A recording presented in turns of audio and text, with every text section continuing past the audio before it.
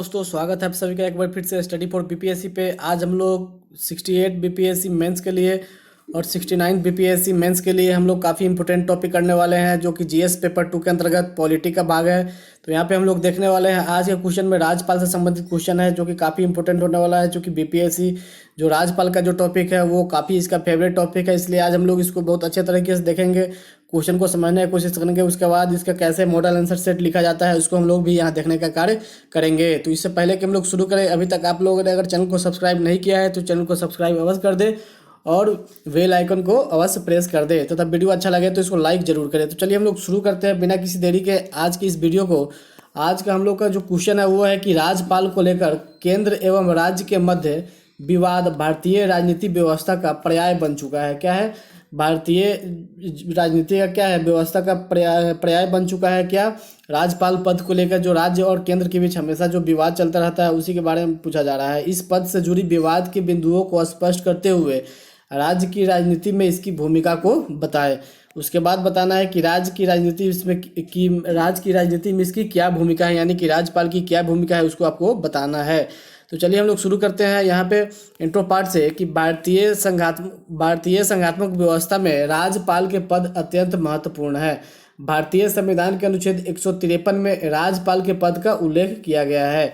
ठीक है, इसके बाद हम लोग क्या करेंगे, बड़ी पार्ट में बढ़ेंगे कि यहाँ पे है कि भारत में राज्यपाल के पद को कनाडा के संविधान से लिया गया है। कहाँ से लिया गया है? कनाडा के संविधान से लिया गया है राज्यपाल का पद, जिसके अंतर्गत राज्यपाल केंद्र एवं राज्यों के मध्य एक कड़ी का कार्य करता है। राज्यपाल का क्या काम है कि केंद्र और राज्य के बीच जो संबंध है उसको समन्वय स्थापित करना ही राज्यपाल का मुख्य रूप से कार्य है। उसके बाद हम लोग देखते हैं कि राज्यपाल राज्य में एक दोहरी भूमिका का निर्वहन करता है। राज्यपाल क्या करता है? राज्य में एक दोहरी भूमिका का निर्वहन करता है। इसके कारण यह पद अत्यंत विवादास्पद हो जाता है। दोहरी भूमिका निर्वहन करने के कारण यह पद क्या हो जाता है? विवादास्पद हो जाता है यह पद।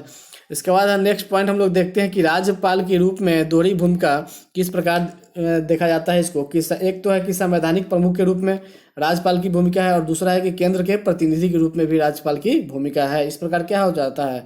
राज्यपाल की दोहरी भूमिका हो जाती है। इसके बाद हम लोग देखते हैं कि संवैधानिक प्रमुख के रूप में अनुच्छेद 153, 154 और अनुच्छेद 166 में वर्णित किया गया है, जबकि केंद्र के प्रतिनिधि के रूप में यहाँ पे अनुच्छेद 155, 156 और 200 एवं अनुच्छेद 356 का प्रयोग किया जाता है। नेक्स्ट हम लोग देखते हैं कि राज्यपाल पद को लेकर केंद्र एवं राज्य के मध्य लंबे समय से विवाद विद्यमान है। क्या है? लंबे समय से जो है ये विवाद होते रहा है राज्य सरकार और केंद्र सरकार के मध्य। प्रायः ऐसा देखा जाता है कि केंद्र में सरकार बदलने के साथ ही पूर्ववर्ती सरकार द्वारा नियुक्त किए गए राज्यपाल को या तो बर्खास्त किया जाता है या फिर इस्तीफा के लिए दबाव डाला जाता है। इसका प्रमुख वजह राज्यपाल की नियुक्ति प्रक्रिया है, यानी कि जो भी केंद्र में सरकार रहेगा वो सरकार अपने हिसाब से अपने तरीके से क्या करता है? राज्यपाल की नियुक्ति करता है। तो जो पहले से पूर्ववर्ती सरकार द्वारा नियुक्त राज्यपाल होता है उसको या तो बर्खास्त किया जाता है या फिर उसको दबाव देकर इस्तीफा करवा दिया जाता है। इसका प्रमुख वजह क्या है? राज्यपाल की नियुक्ति प्रक्रिया। चूंकि राज्यपाल की नियुक्ति प्रक्रिया राष्ट्रपति द्वारा होता है, इसलिए जो है ये काफ़ी विवादास्पद बना रहता है। प्रायः केंद्र सरकार द्वारा अपने दलीय विचार से निष्ठा रखने वाले व्यक्ति, जो भी व्यक्ति उस प्रेजेंट केंद्र सरकार के जो भी दल है उससे विचारधारा से अगर निष्ठा रखता है वैसे व्यक्ति को या फिर अपने ही दल के वरिष्ठ सदस्यों को राज्यपाल पद के नियुक्त किया जाता है।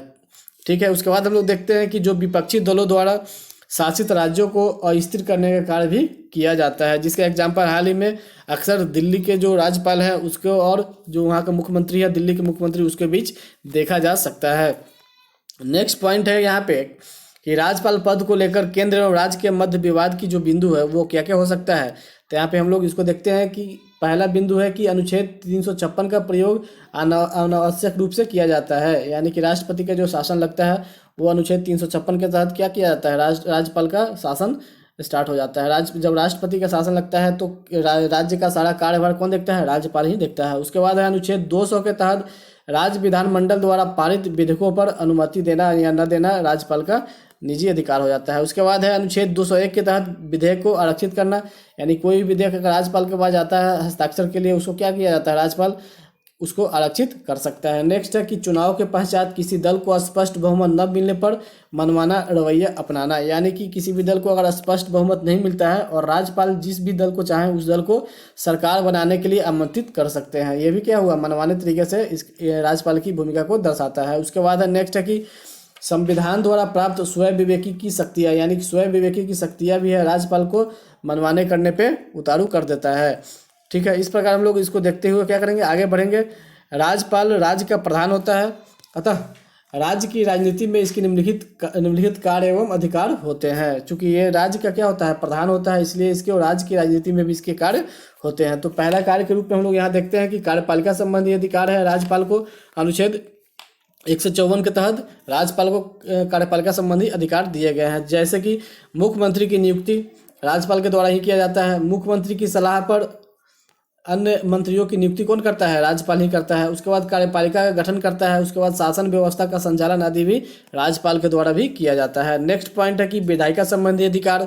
तो राज्यपाल के जो विधायिका संबंधी अधिकार है वहाँ पे इसको हम लोग यहाँ पे देखने का कार्य करेंगे कि विधानसभा का अधिवेशन बुलाना, स्थगित करना इत्यादि राज्यपाल का क्या है, विधायिका संबंधी अधिकार है। उसके बाद है सदन को भंग करना।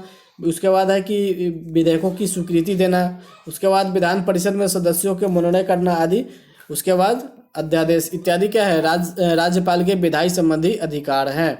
नेक्स्ट है कि वित्तीय अधिकार। राज्यपाल के क्या क्या वित्तीय अधिकार है उसको यहाँ हम लोग देखेंगे कि वित्तीय अधिकार अनुच्छेद 202 के तहत वार्षिक वित्तीय विवरण यानी कि बजट प्रस्तुत करना राज्यपाल के आदेश के अनुसार ही किया जाता है। उसके बाद है धन विधेयक की पूर्ववर्ती, धन विधेयक पेश करने से पहले राज्यपाल की अनुमति लिया जाता है। नेक्स्ट पॉइंट है कि राज्य वित्त आयोग का गठन कौन करता है, राज्यपाल के द्वारा ही किया जाता है। उसके बाद कैग की रिपोर्ट को रखना, कैग की रिपोर्ट को भी कौन रखता है, राज्यपाल ही रखते हैं। उसके बाद है न्यायिक शक्तियाँ, जैसे कि क्षमादान का अधिकार सिर्फ राज्यपाल के पास सिर्फ मृत्युदंड और जो मार्शल लॉ संबंधी अधिकार है वो नहीं है, उसके अलावा सभी क्षमादान की शक्तियाँ राज्यपाल के पास क्या है, मौजूद है। नेक्स्ट है कि महाधिवक्ता की नियुक्ति, महाधिवक्ता की नियुक्ति भी कौन करता है, राज्यपाल के द्वारा ही किया जाता है।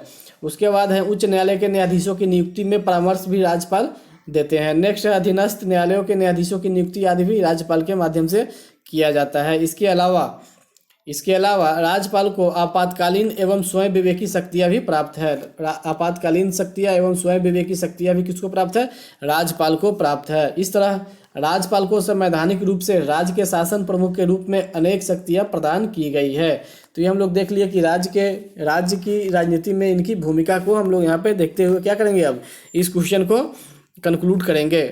उसके यहाँ पे हम लोग देखते हैं कंक्लूजन इसका कि निष्कर्षतः यह कहा जा सकता है कि राज्यपाल का पद भारत में समावेशी संघवाद की दिशा में महत्वपूर्ण है। क्या है, भारत में समावेशी संघवाद की दिशा में महत्वपूर्ण पद है राज्यपाल का पद।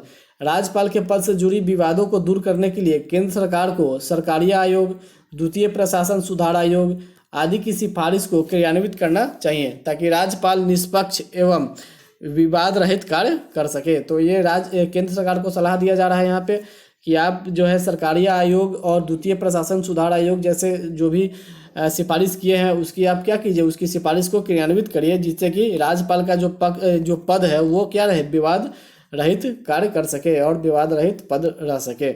इस प्रकार हम लोग लिखते हुए क्वेश्चन को क्या करेंगे, यहाँ पे समाप्त करेंगे।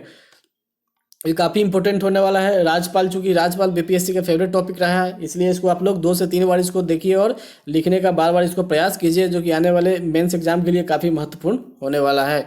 ठीक है, तो अभी तक अगर आप लोगों ने चैनल को सब्सक्राइब नहीं किया है तो चैनल को सब्सक्राइब अवश्य कर दें। हम लोग मिलते हैं अब नेक्स्ट वीडियो में, तब तक के लिए जय हिंद।